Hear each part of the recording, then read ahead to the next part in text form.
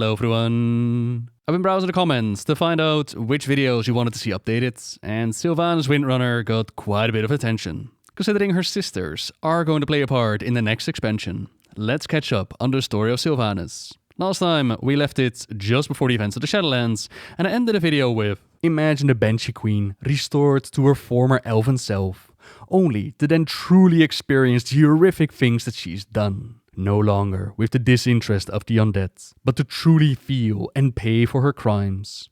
That way, they can then take her and put her on ice somewhere, maybe imprisoned to reflect and learn, and then use her in the future again. But before we talk about the ending of the Shadowlands, let's roll back the clock to that critical, defining moment for the story of Sylvanas. At the top of Icecrown, where she finished her mission of claiming vengeance upon Arthas and threw herself on the Serenite down below, that's the moment in which she ended up in the Maw and she got in touch with the jailer. A story she shares with captured Enduin Rin within the novel Sylvanas. This book, this storyline, it does its best to explain her motivation for allying with the one that was responsible for the creation of the Lich King to begin with, the one who was responsible for Arthas and Frostmourne, and basically her entire motivation until the end of Wrath of the Lich King. This critical moment that was never fully explained within the game. So we're gonna talk about it. Let me read it out. The greatest deception that the makers ever perpetrated was to fool us into believing that we have a choice in any facet of our existence. You have fought so hard for freedom, Sylvanas Windrunner, for control. It is a battle that I have fought as well, and one that I've witnessed play out across the eons, more times than are numbers to count. And all those battles, courageous and foolhardy alike, were for naught. I was the arbiter. Do you know what I saw? Fragile beings left to the fickle whims of fate, their worlds, their kin, whether they were wise or simple, hale or sickly. These things were forced upon them from the moment they drew their first breath until they exhaled their last. The choice was never theirs, and when their lives ended, it was my duty to decide their soul's fate for all eternity.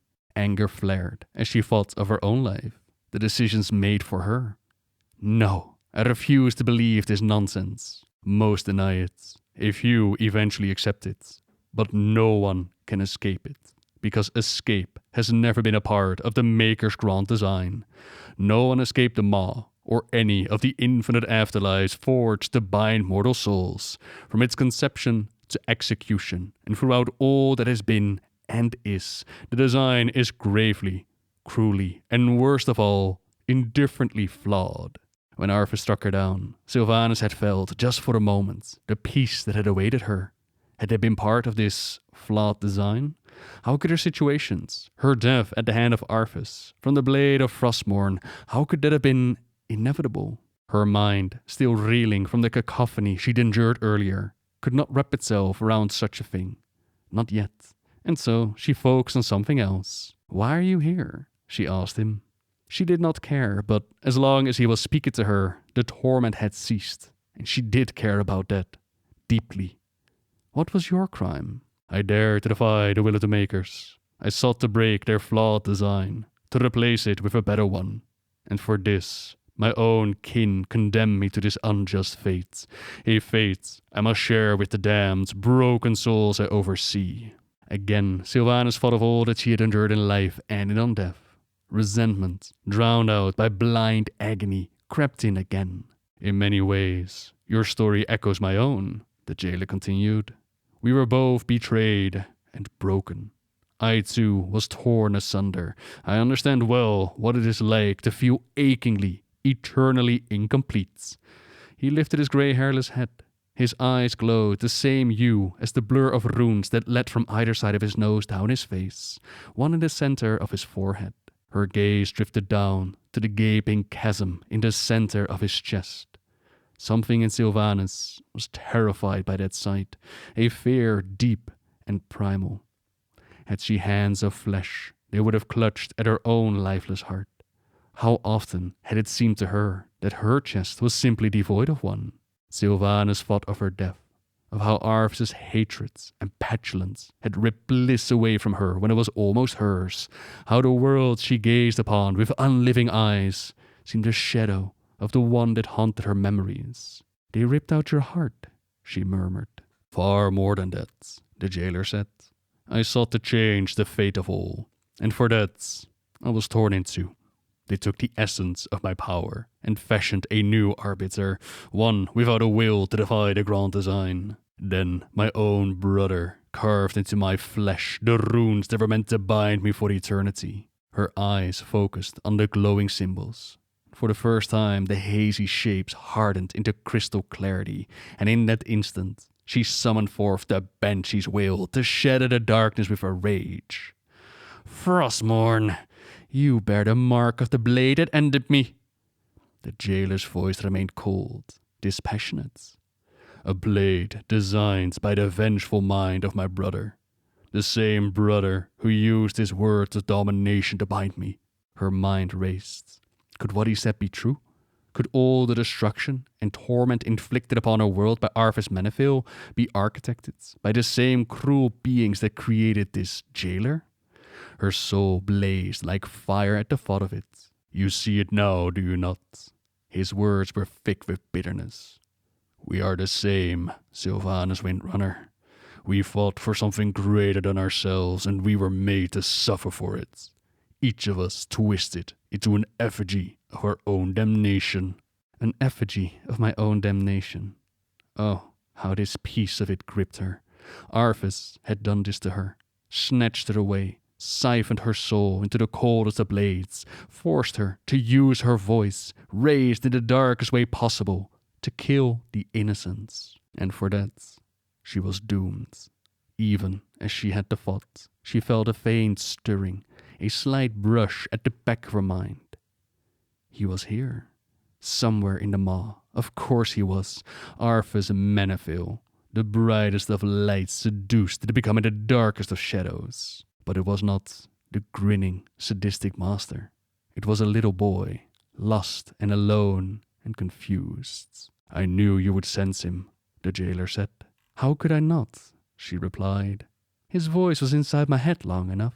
Does it please you to know that he is trapped here, in the inescapable darkness? Sylvanas thought of all the long hours when she had rapaciously plotted Arthas' demise. She was a hunter, and knew how to remove skin and organs from the fallen prey. She wanted him to suffer, and he was. And yet, not even this gives me joy, she said quietly. Nothing will give you joy, he said. This is the maw. The words struck her almost physically. He was right. There would be only suffering in such a place. A thought struck her. Jailer, she said, why did you pluck me from my torment? If I was fated, did I endure it? Because nothing escapes the maw until it does. The impact of his statement settled on her. So heavy and full of portent, Sylvanas could almost feel it. You know a way to escape. It took countless eons for me to summon the strength to break my chains. Countless more for me to turn the runes used to bind me into a weapon I could wield. And though I could not leave the maw, I found a means to extend my will beyond the prison, sought allies who shared my vision for what must be done. What do you mean? It needs to end. Life, death, all of it. I know how to break it, and the place I must go to rebuild it. And the success of your plan, constructed and honed over untold millennia, depends on the aid of allies like me? She scoffed. I doubt that very much. You are wise to be skeptical, the jailer replied, but a thing is no less true simply because you do not believe it.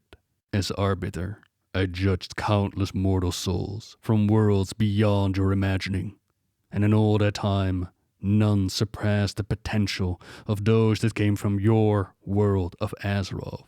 Your wills are fierce, and yours is the fiercest I have yet encountered. Flattery, she retorted, growing inexplicably angry with the giant being. You think I would be swayed by that? His voice took a new tone, not pleading or wheedling. This one would never beg, she could tell, but sincere and surprised. You fail to see the greatness you are capable of. You have been underestimated, unappreciated, but you failed no one.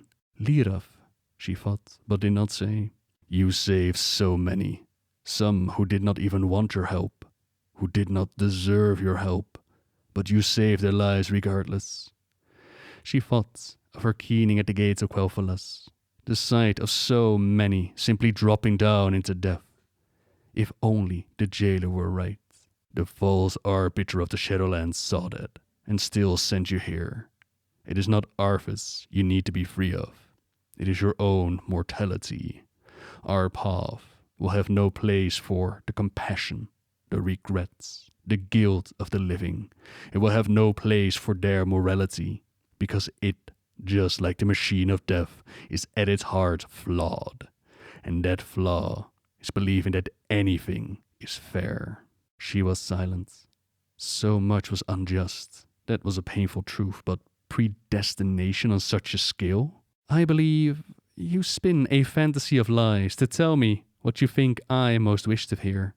For all I know, Arthas and his blade were forged by your hands. I do not expect blind trust, and to that end I offer 2 gifts. The first is knowledge, and the second, choice. Why? Her tone was defiant, brazen.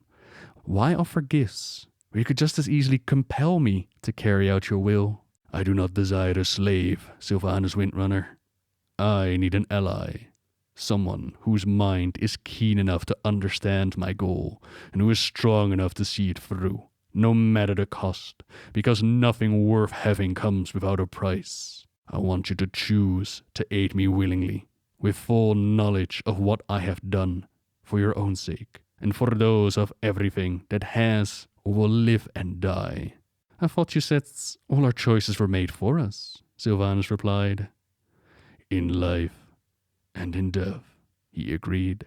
But now, Sylvanas, in this moment, in this place with me, you are neither. This is the first choice that is truly your own. Had she a form, it would have trembled. It was a ludicrous thought, this idea of lack of free will, and yet, as she fought back, she wondered. You've been studying me indeed, to tempt me with the one thing you know I value the most, Sylvanas replied.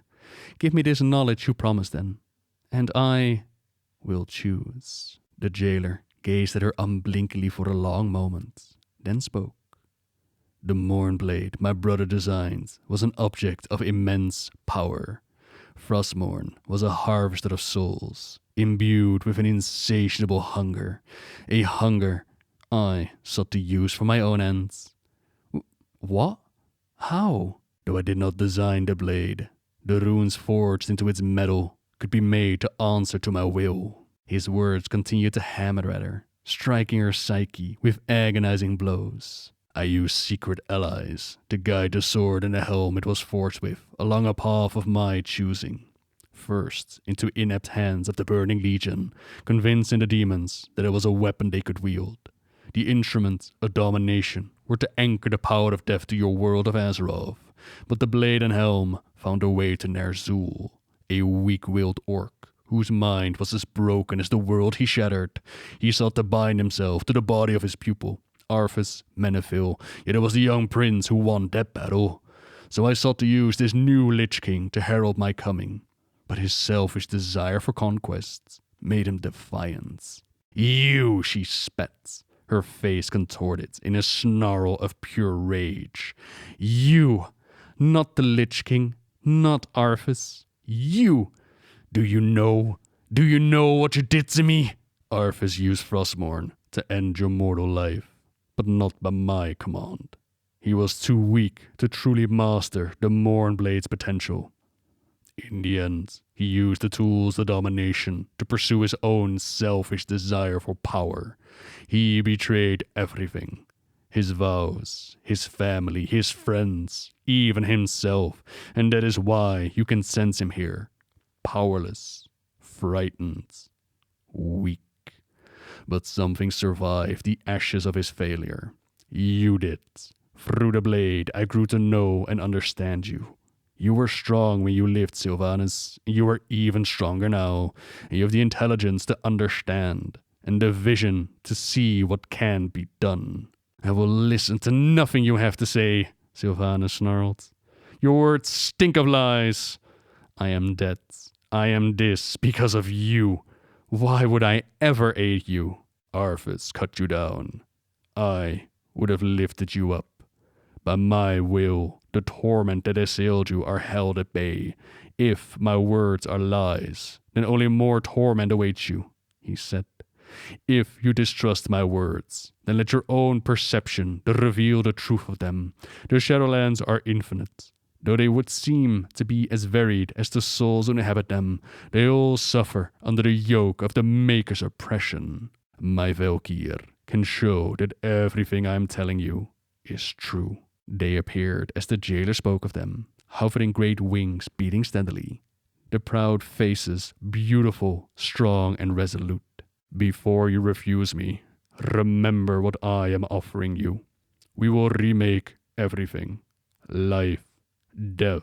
You will be at my side at each step. Together, we will show every soul that both their lives and the eternity that awaits them are prisons. And we will bring them true freedom. And I will set us all free. Basically, all the motivations that we speculate about are thrown at her to turn her into an ally. From the threats of the Torment of the Maw to flattery, sincerity, and a dash of truth. The Val'kyr then take her on a tour through the Shadowlands, where she saw how the Domain of Death operated, how the souls are judged by the Arbiter and sent to their individual domains. There were some happy moments, but too skewed by the knowledge of the Arbiter's lack of care for them to truly be satisfying. She visited Revendreth and saw Vol'jin. Considering the rivers of blood she witnessed him create, she didn't think it was very fair for her to end up in the Maw, where he got a chance to pay for his sins. That doesn't seem fair. That is still a question, by the way. Was Sylvanas actually judged, or did the jailer drag her into the Maw by using a piece of her soul that he possesses? And if he was able to drag her into the Maw, then why didn't he need Uther and the Val'kyr to throw Arthas into the Maw? Still questions left to be answered. Then she visits a domain that's actually a paradise for the creatures that get to spend their afterlife there. Except the Arbiter did not consider the bonds created in life. They didn't even get to spend eternity with the ones that they had loved, which, again, That doesn't seem fair. her mind shot to her parents, to her sisters, to her brother Lirov, and slowly but surely, she starts to open up to the idea that this unjust system had to be destroyed. A system that judges you for actions taken during a life that is predetermined, to then separate you from the things that matter to you the most, all of it without choice or agency. But with the jailer, they could make justice happen. Then she could search for her brother with the certainty that all would be well. She didn't make her choice right there and then though, because the concept of a predetermined life, it's not been fully proven. She isn't convinced entirely. Something that the jailer knew how to fix. I have seen what you said I would see. Misery and injustice, imbalance and illogic at this. The one place where mortals have so long believed the justice that escapes them during their lives might be corrected. Now you understand, he said. I do, but I'm cautious, careful. I do not give my trust easily, and I still do not trust you, she said. Trust between allies is earned, the jailer agreed, but if your own eyes do not convince you, I'm not certain what will, while I know that in the end you will grant it to me, because you will not be able to deny the truth of what you bore witness to. There is a risk if you delay. Time passes differently in the Shadowlands than in the mortal worlds. It can be unpredictable. You may return to your body and find that a mere moment has passed, or you may find only a skeleton. I say again, I want a partner. One who is able to see and understand the flaws in the design and who burns, like I do, for justice. One who has the courage to stay the course at any cost, because she is not deceived by illusions and flattery. That certainly had not been Arthas. He craved power and enjoyed using it in petty ways on those who could not fight back. If she did join with the jailer, she would not make the mistake her tormentor had. Even so, if you truly know anything about me, she said softly, you know that I will never serve. The Maw is filled with countless souls that I can force to serve me, Sylvanas, the jailer said. He sounded almost tired, as if he was utterly disconnected from the very idea of servitude. They are worth next to nothing. I need someone who will ally with me. who will set her own shoulder to the stone to help me move it, who can travel where I cannot, do what I cannot, and trust, he added, must be on all sides. I, too, have been betrayed before, by my own kin and many others I trusted. You are not like them, Sylvanas. You are like me. There will be a time for king thoughts, for compassion, the jailer assured her. Once the machine is remade, but until then, you must dedicate yourself to breaking the change you brought with you. Remnants of your life that failed you then, and will fail you again if you allow them. The one thing I can promise is that you will find yourself time and again at a crossroads, where what is right, what we must do in order to achieve our goal, is in lethal conflict with what seems good. Only a hard heart will endure when asked to do things that seem atrocities. Only a cold heart will continue step after step when the world screams with one voice to stop. Only an uncaring heart will turn away from the trap baited with hope, for hope is the worst illusion of them all. Sometimes there are no good choices, and yet one must still choose. The end is worth the means, Sylvanas, because the end is truly the end of every moment of suffering and loss and torment forever. The only thing that was real was the pain caused by existing in a world where hope was nothing but a dream the helpless made up for themselves. I lost hope long ago, Sylvanas said quietly. I have laid aside kindness and love, and I am prepared to learn how to let go of pain and rage. Then go, the jailer said. When you have made your choice, send a Val'kyr to me, and if it is yes, watch for a child of the blood. With your new insight, you will see injustice everywhere, and fairness not at all. Watch for these 5 signs, and know my words are true. A fiery darkness will return. You must step out of the shadows and lead. A blade will pierce the heart of the world, and you shall hold the blood from that wound and sense its power. And finally, you shall topple a king and shatter the sky itself. The jailer told her that life is predetermined, and then goes on to predict very specific moments to happen, and those moments did come to pass. Some of these you might write off as jailer manipulation or just common knowledge, because the Legion's return was inevitable, but something like a blade will pierce the heart of the world is incredibly specific. It means that he was able to predict that we would stop Sargeras just in time for him to still stab the world but not destroy her.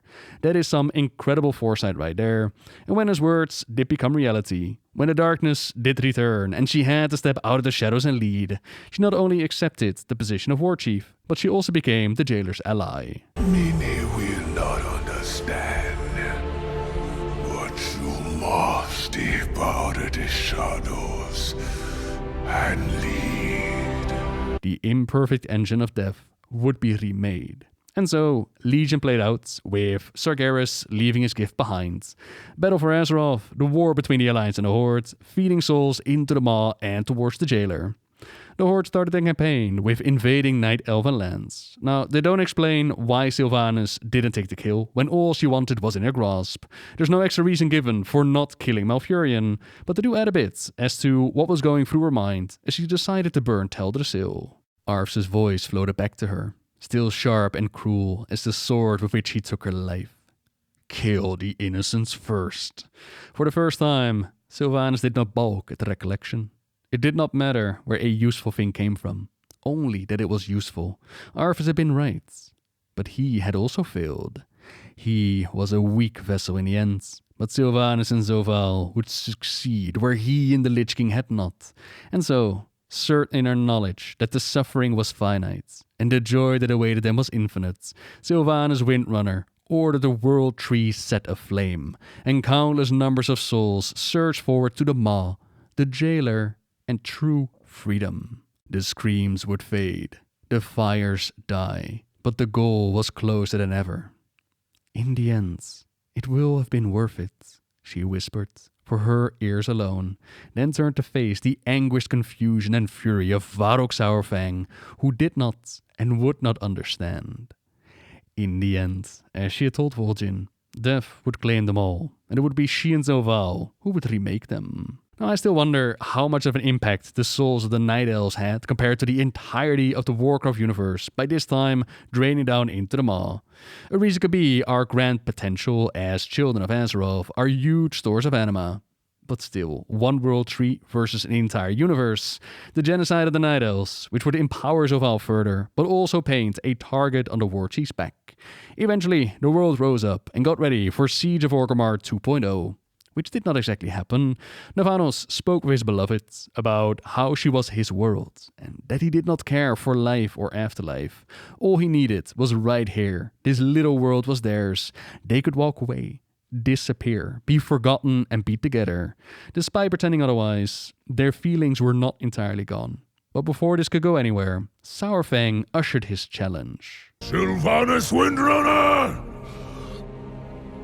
I challenge! Makora! Sylvanas felt again the burst of fury, frustration and resentment that she had felt outside the gates of Orgrimmar. From almost every moment of her existence, she'd been trying to help, to save. Her sister Illyria during her trial, her brother Lira from staying away of the path of the blade and getting killed by the Horde anyways, the Kaldorei, the Forsaken, and now she was trying to save every last ignorant, pathetic creature that walked, swam, flew or crawled on any world that ever existed. They would have called her mad, accused her of lying, at best, accused her of gullibility. But they had not seen what Sylvanas had, or knew what she knew. The Horde, Saurfang, had shouted at her again and again, the Hordes, as if it was anything of consequence, as if shouting wishes about something made them true. It was nothing at all, and still, seething from the hot pain of Charlemagne's bite, she told him so. The Horde is nothing! And yet, Sylvanas fought now, as snow swirled around her. Even so, I will still save us all, so that you may, at last, become something. There is no cost too high when eternity is at stake, and once we are done, you will understand, and you will be grateful. The book did a lot to try and make us understand why Sylvanas would ally with a Val'kyr Frostmourne. Some heavy lifting, which the game unfortunately did not tell, not to mention that the book was released near the end of the expansion rather than at the start. At least now we do know, which takes us into the expansion of the Shadowlands, the story that played out during the expansion. But that's a story we're going to save for next time. So for now, thank you very much for watching, everyone. Subscribe if you like my videos, leave a like if you enjoyed this one, and until next time, see ya!